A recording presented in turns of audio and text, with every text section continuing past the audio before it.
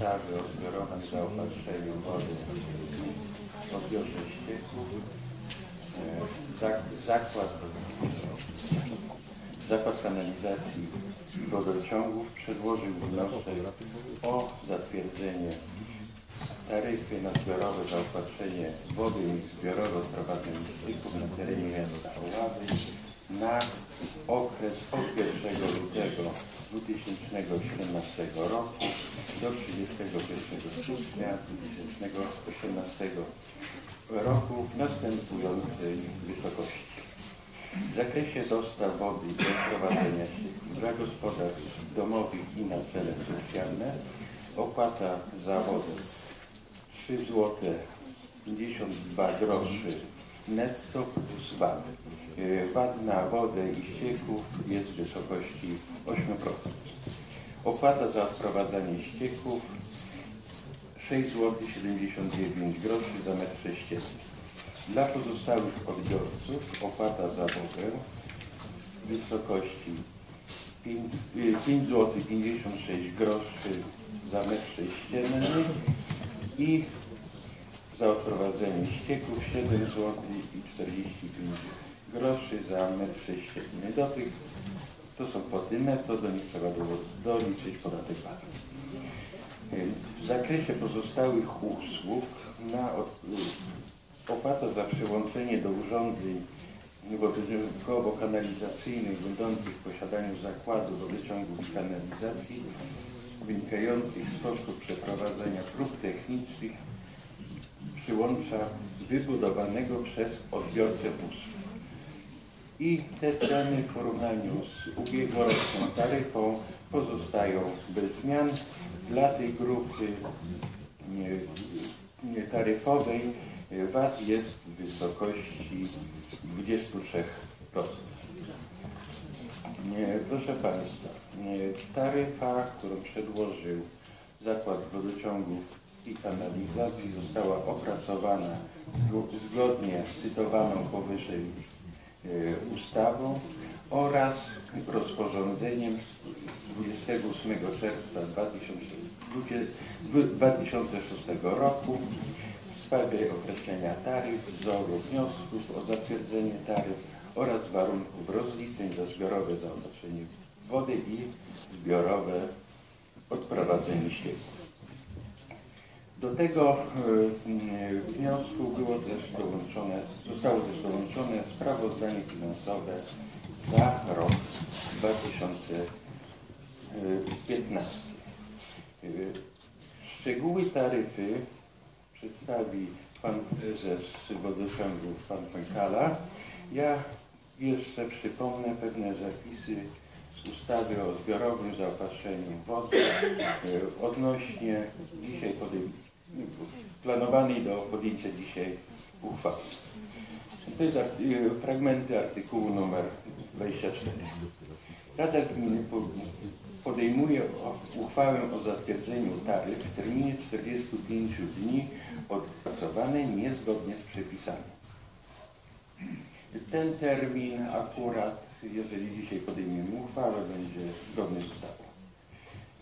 W razie stwierdzenia przez organ nadzoru nieważności uchwały o zatwierdzeniu taryfy lub niestwierdzeniu nieważności uchwały o odmowie zatwierdzenia taryfy, czas obowiązywania dotychczasowej taryfy przedłuża się o 90 dni od dnia doręczenia przedsiębiorstwu wodociągowo-kanalizacyjnemu rozstrzygnięcia nadzorczego. I po tym ewentualnie Zakład Wodociągów i Kanalizacji przygotowuje nowy wniosek o zatwierdzenie taryfy. W razie stwierdzenia przez organ nadzoru nieważności uchwały o odmowie zatwierdzenia taryfy zweryfikowanej przez burmistrza, wchodzą one w życie po upływie 14 dni od dnia doręczenia przedsiębiorstwu wodociągowo-kanalizacyjnemu rozstrzygnięcia nadzorczego. Jeżeli Rada Gminy nie podejmie uchwały w terminie, o którym mowa była powyżej, czyli tych 45 dni, taryfy zweryfikowane przez burmistrza wchodzą w życie po upływie 70 dni od dnia złożenia wniosku o zatwierdzenie taryfy. To są główne przepisy odnośnie uchwalania uchwały o zatwierdzeniu taryfy na zbiorowe zaopatrzenie w wodę i odwód ścieków. Ja bym miał na tyle. Proszę oddaję głos panu prezesowi, który przedstawi szczegóły. Dziękuję bardzo.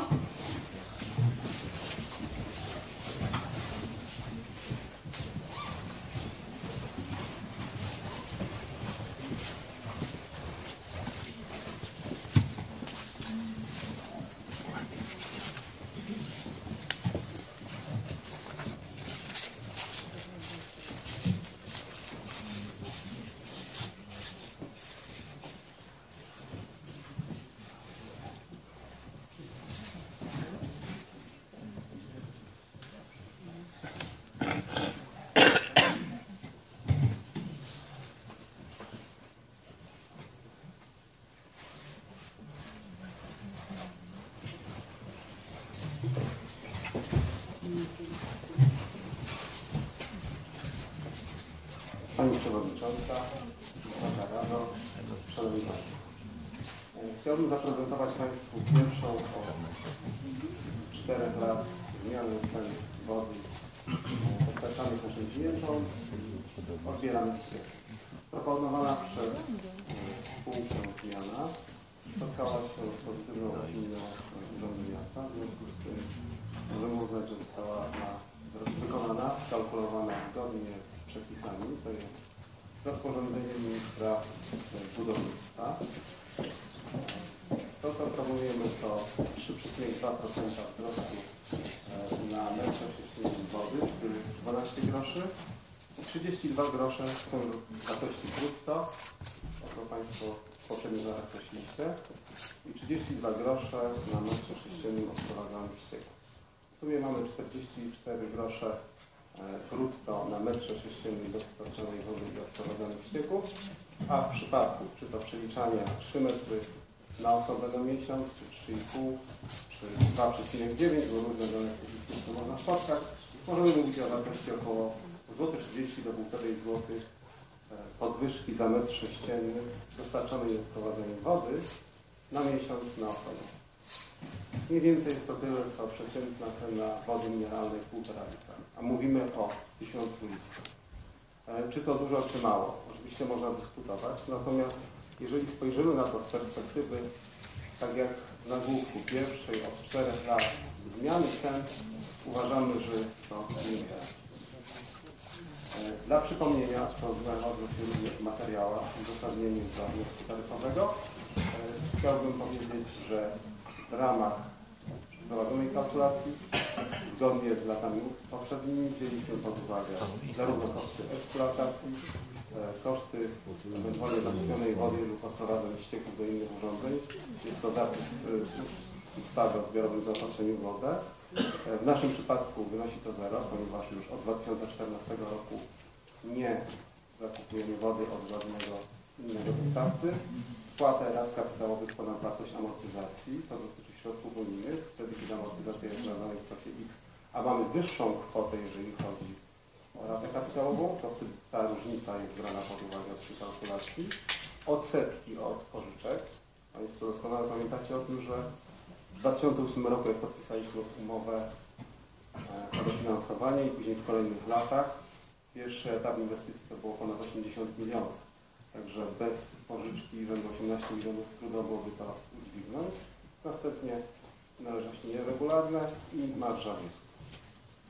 Jest to zamknięty katalog, który dokładnie opisuje to, co można brać pod uwagę przy kalkulacji kosztów. To oznacza, że inne pozycje, które się w nim nie mieszczą, nie mogą się tam znaleźć. Z uwagi na liczne pytania chciałbym jeszcze raz podkreślić, że wszystkie koszty związane z działalnością pozataryfową w tym momencie nie wchodzą do podstawy obliczania taryfy. Ma to istotne znaczenie akurat w naszym przypadku, nie dotyczy to wszystkich wodociągów, ponieważ akurat w przypadku spółki wodociągowej w Oławie Ta wielkość jest dość znaczna. Kariocepcji. Często spotykamy się z opiniami, że ZWIT sądzi się, nie płaci, jest tym złym. Natomiast to tak wygląda, jakbyśmy zapominali, w czyim interesie on działa. Kontrakty, które prowadziliśmy, było ich bardzo dużo, wiązały się czasami z problemami dotyczącymi jakości albo terminowego wykonania. W takim przypadku wykonawca nie otrzymywał pełnego wynagrodzenia. Odsetki, jeżeli przegraliśmy w sądzie, nie wchodzą w taryfy. Inne koszty, które nie są kosztami podatkowymi również, ale koszty podatkowe takie jak na przykład koszty reprezentacji i reklamy traktowane są jako koszty podatkowe, ale nie są traktowane jako koszty uzasadnione do działalności taryfowej. W związku z tym nie wchodzą do kalkulacji, która w efekcie daje taką cenę, jak Państwo zaproponowali. Tym, co wprost przenosi się na cenę wody i ścieków, tak mówiąc w skrócie, jest majątek. Majątek jest tak naprawdę czynnikiem, który wpływa na dwa bardzo znaczące elementy kosztów. Są to podatki, podatek od nieruchomości, który wynosi 2% oraz amortyzacja. W przypadku wody i kanalizacji tak szacujemy, że wartość na przykład podatków to jest od 16 do prawie 20%, natomiast w przypadku amortyzacji jest to niewiele mniej. Sumując te dwie wartości możemy mówić o dużej części kosztów, która ma wpływ na cenę wody. Ale czy to znaczy, że spółka miała się nie rozwijać? To tak jakbyśmy powiedzieli, że dzielimy miasto na tą część, gdzie świadczone są usługi i tą część, gdzie świadczonych usług nie ma. To znaczy, że dzielimy miasto na tą część, która się rozwija, w której można spokojnie żyć i korzystać z dobrobytu usług, które oferujemy, i tą część, gdzie tego po prostu nie ma i nigdy nie będzie. Na wykresach widać, jak od 2009-2010 roku ten materiał, ten majątek spółki, czyli tak naprawdę majątek sieciowy, to są sieci wodociągowe i kanalizacyjne, szybko rośnie, no a w ślad za tym rosną właśnie podatki i amortyzacja. Z tego tylko tytułu, że część amortyzacji była pokryta wkładem unijnym, to prawie 0,7 miliona złotych, co właśnie jest w materiałach przygotowanych dla Państwa, nie wchodzi w podstawę, która z kolei jest przyjmowana do kalkulacji większości ścieków, no i wody, bo większej inwestycji dotyczyło kanalizacji sanitarnej. Na chwilę obecną, to jest istotne, poziom zwodociągowania i skanalizowania to jest prawie 100%. Dlaczego to jest ważne dla naszych mieszkańców? Bo po tak szybkim wzroście majątku na pewno nie będziemy mieli już do czynienia z kolejnymi etapami, gdzie będziemy mogli im powiedzieć, że nagle majątek rośnie o 30-40% i z kolei będzie miało to wpływ na cenę wody i ścieków. Nie, tak nie będzie, ponieważ rynek na dobrą sprawę został na tyle rozbudowany, że teraz możemy oczekiwać tego, że klienci będą stopniowo podłączać się do kanalizacji sanitarnej i sieci wodociągowej. Rok 2016 to był pierwszy rok, z którego część bierzemy do kalkulacji taryf, kiedy spółka realizowała inwestycje, ale w oparciu tylko i wyłącznie własne środki finansowe. Tutaj już nie mieliśmy dofinansowania. W tym czasie wydaliśmy około 1 miliona złotych i na to złożyło się ponad kilometr sieci wodociągowej i nieco więcej kanalizacji sanitarnej. Natomiast biorąc pod uwagę 2017 rok, taryfę, którą dla Państwa przygotowaliśmy dla naszych mieszkańców, jest to taryfa, która obejmuje wydatki inwestycyjne na poziomie 1 400 000 ponad 2 km sieci wodociągowej i ponad 1 800 km kanalizacji sanitarnej. To ma wpływ na nową cenę wody i ścieków w zależności od momentu zakończenia inwestycji i naliczania amortyzacji, a nie samych wydatków.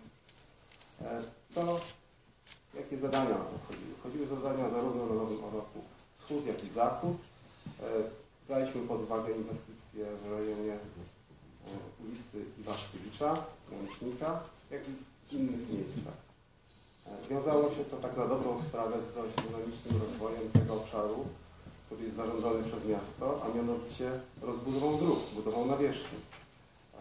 W przyszłym roku, w 2017, co wcześniej zostało zaprojektowane, również będziemy brali pod uwagę te rejony, do tego dochodzi jeszcze górnik, ale na przykład w obszarze Łącznika będzie powstawało dość dużo dróg.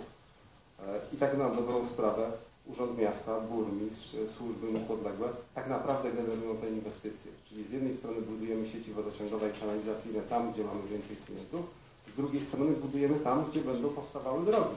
A drogi powstają właśnie tam, gdzie są ci klienci. Dlaczego? No właśnie po to, żeby w pewnym momencie, jak trzeba będzie doprowadzić sieć, nie niszczyć tego, co rok czy 2 lata wcześniej zostało zbudowane. Na kolejnym slajdzie mamy inwestycje też do 2017 plus to, co będziemy projektować.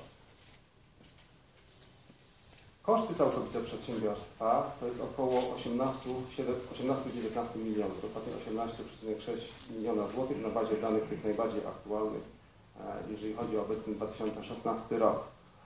Często spotykamy się z zarzutami, dlaczego budujemy przyłącza, dlatego świadczymy inne usługi. Spółka taka jak nasza nie powinna tego robić, ponieważ 10 ileś tam lat temu nikt tego nie robił. W wielu wodociągach dzisiaj też się tego nie robi. Dlaczego? Ja myślę, że odpowiedź jest prosta. Jeżeli chodzi o poziom kosztów w firmie, na tym poziomie, czyli powstawania kosztów bezpośrednich, na przykład wynagrodzeń, na przykład sprzętu, to 25% kosztów, czyli nieco ponad 4,6 miliona właśnie z tytułu działalności pozataryfowej nie wchodzi w taryfy. Tutaj dla przypomnienia chcielibyśmy powiedzieć, że po ostatnich obliczeniach spółka otrzymała ponad 32 miliony złotych, jeżeli chodzi o środki unijne, a sam zwrot podatku to było ponad 12 milionów. Czyli jak na naszą działalność to jest ponad 44 miliony złotych.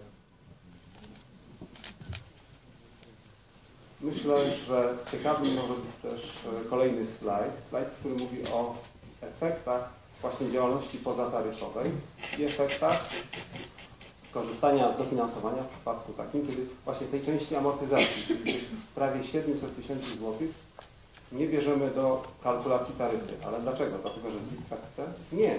Właśnie obszar tworzenia taryfy jest tak sformalizowany, że przepisy zwyczajnie na to nie pozwalają. Jeżeli byśmy to zrobili, to malibyśmy przepisy, tak jak w wielu innych miejscach. Jak to wygląda? Propozycja podwyżki, to co przedstawiono Państwu, to jest 12 groszy na metrze sześciennym wody, 32 grosze, oczywiście brutto, na metrze sześciennym ścieków, w sumie 44 grosze. Ale jeżeli prowadzilibyśmy działalność tylko taryfową, czyli całe 18,6 miliona złotych wpadałoby w taryfę, zgodnie z przepisami, wtedy byśmy to kalkulowali, to dzisiaj rozmawialibyśmy nie o podwyżce 3, 2, 4, 6%, ale rozmawialibyśmy o podwyżce ponad 30% na wodzie dla gospodarstw domowych i ponad 17% na kanalizacji, na odbiorze ścieków. Wtedy mówilibyśmy o podwyżce rzędu 2,45 na metrze sześciennym. Tak? I teraz łatwo nam sobie to przemnożyć, 2,45 razy 3 metry, raz mamy tyle, ile by wynosiła podwyżka na osobę na miesiąc. Tak? I wtedy razy na przykład 4 osoby w rodzinie i tak dalej, i tak dalej. Jeżeli do tego dodalibyśmy amortyzację, czyli te właśnie 700 tysięcy, o których wspomniałem dwukrotnie, sfinansowane ze środków unijnych, to wtedy podwyżka wynosiłaby na wodzie i kanale razem prawie 3 zł. To jest prawie 2-3 groszy. Prawda? Bez 5, przepraszam. I wtedy mówilibyśmy o podwyżce ponad 30% na wodzie i ponad 20% na kanalizacji. Myślę, że warto prowadzić taką działalność taryfową i na pewno warto korzystać ze środków unijnych. Często spotykamy się z zarzutami takimi, że jednak te usługi świadczone przez WIG nie są akceptowalne, jeżeli chodzi o naszych klientów. Jak najłatwiej to zdiagnozować takim jednym wskaźnikiem? Na przykład sprzedaż wody. W poprzednich latach, dlatego tu jest wykaz za 2002 rok, wtedy kiedy tak naprawdę nie byliśmy opomiarowani, Państwo doskonale pamiętacie te czasy, kiedy pojawiły się pierwsze stawki, te stawki faktycznie były niższe niż to, co teraz proponujemy, ludzie zaczęli oszczędzać wodę. Jak zaczęto ich opomiarowywać, wtedy tak naprawdę mieliśmy do czynienia z dość dużym spadkiem i ta sprzedaż rzędu ponad 1 850 m3 na rok tak naprawdę do dzisiaj nie została osiągnięta. Wtedy mieliśmy do czynienia z dużo niższymi stawkami, ale budżety rodzin czy gospodarstw domowych były dużo niższe. Ten portfel, którym każdy zawiadował, był miesięczny, był dużo niższy. Dzisiaj, pomimo tego, że te stawki poszły w górę, budżety, którymi dysponujemy, są wyższe.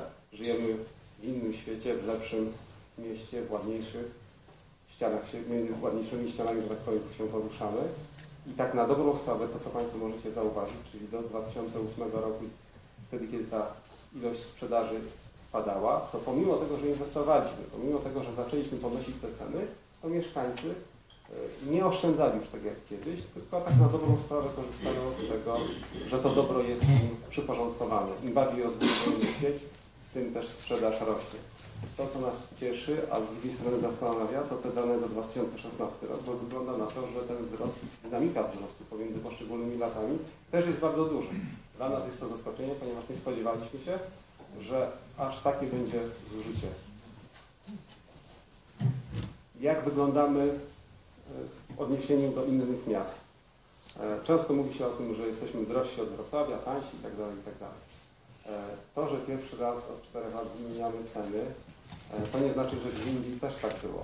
To wiązało się właśnie z tą polityką optymalizacji kosztów, rozwoju, jeżeli chodzi o tą działalność pozataryfową.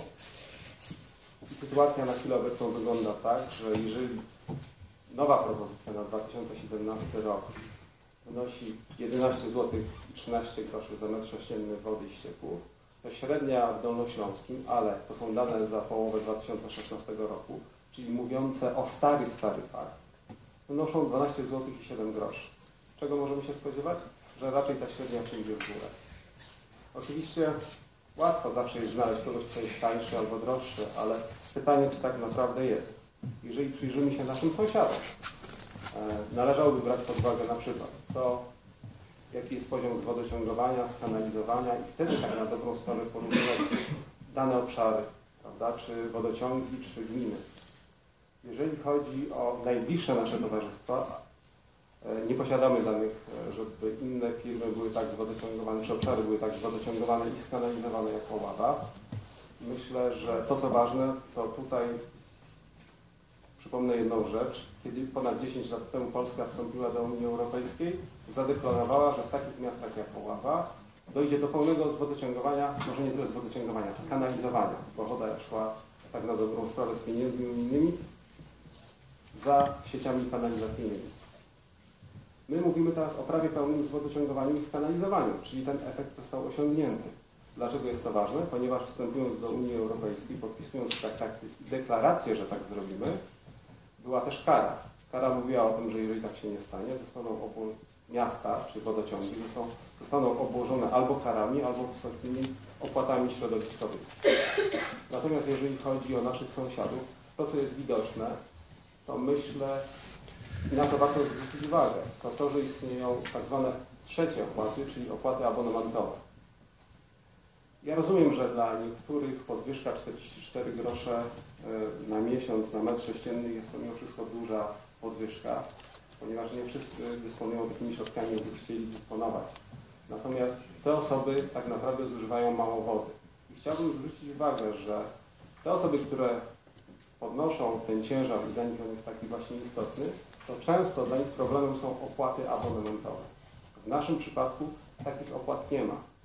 Jeżeli ktoś zużywa 2-3 metry za metr sześcienny i jednocześnie musi zapłacić 7 zł opłaty abonamentowej, to jak przeliczymy sobie średnią wtedy, to tak naprawdę ona wychodzi bardzo wysoko. Mimo tego, że na poprzednim wykresie czy na tym można mówić, że tak, to jest 8,31 albo 9,92. Tak? Ale jak dodamy do tego 5-7 zł przy tym właśnie małym zużyciu, to wychodzi dużo więcej. Nie chcielibyśmy manipulować, dlatego pokazujemy Państwu te dane, jak one wyglądają naprawdę. Bo tak naprawdę każdy z nas wie, ile zużywa wody i ile tak na dobrą sprawę za to płaci. Nasz sąsiad, gmina Oława, to też jest taki ciekawy przypadek, ponieważ po inwestycjach ta opłata, jak nie byłoby dopłaty do ceny wody i ścieków, wynosiłaby prawie 30 zł. To jest szokujące. Co robi gmina? Ponad 23 zł dopłata do metra sześciennego.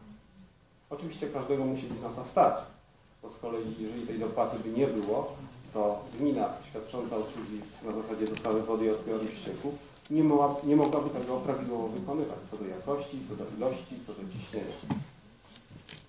Tak to wygląda, jeżeli chodzi o naszych najbliższych sąsiadów. Natomiast to, czego należałoby się obawiać, to co powiedziałem przed chwileczką, Ponad 10 lat temu, kiedy Polska wstępowała do Unii Europejskiej, kiedy pojawiły się narzędzia wspomagające